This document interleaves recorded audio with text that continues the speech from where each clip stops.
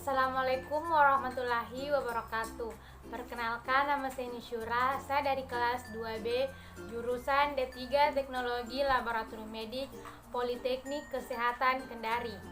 Di sini saya akan membawakan materi tentang blocking, embedding, mikrotom, dan pewarnaan. Blocking atau embedding merupakan proses penanaman jaringan dalam parafin dan parafin yang dicetak dalam wadah khusus berupa tisu, kaset, atau blok besi sehingga terbentuk blok-blok parafin. Embedding dilakukan untuk memudahkan proses pemotongan karena blok parafin yang terbentuk dapat diletakkan pada holder mikrotom tepat di depan pisaunya. Prinsip blocking: jaringan yang telah di-embedding ditanam dalam blok parafin, dicetak dengan menggunakan alat tertentu pada suhu tertentu. Prosedur blocking: keluarkan jaringan yang telah di-embedding bersama dengan nomor laboratorium dengan menggunakan pinset. Tata dan tekan jaringan di atas logam persegi. Sambungkan logam pertama di sekeliling jaringan hingga membentuk cetakan blok kubus. Tambahkan parafin cair dengan suhu 60-65 derajat Celcius ke dalamnya.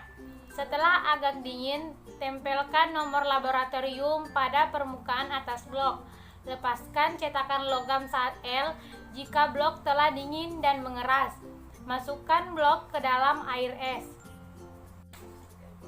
Mikrotom yaitu alat atau mesin yang digunakan untuk memotong atau mengiris spesimen biologi menjadi bagian yang sangat tipis untuk pemeriksaan mikroskop.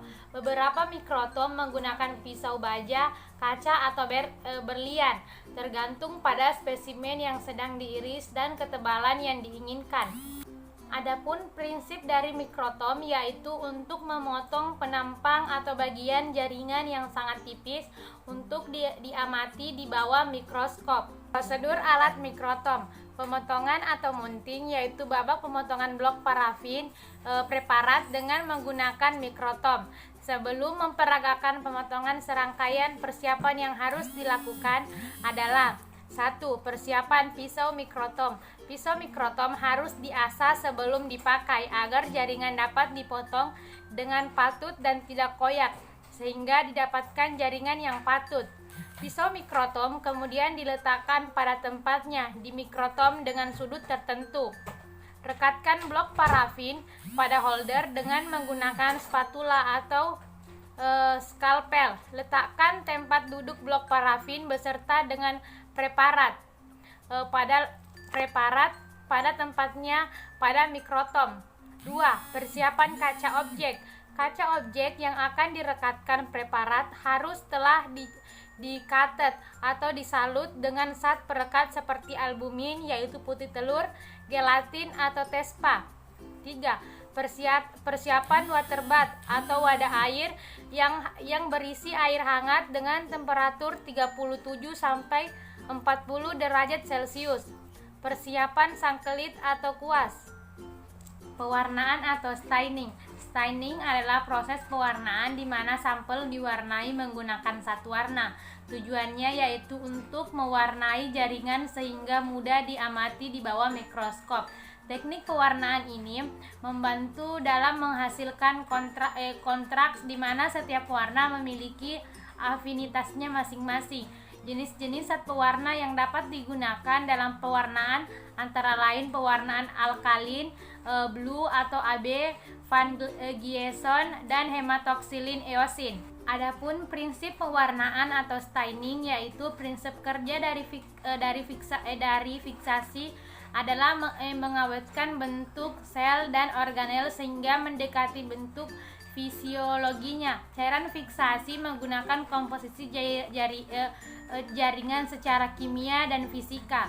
Prosedur kerja pewarnaan atau staining yaitu: pertama, proses deparafinasi atau penarikan parafin dari dalam jaringan.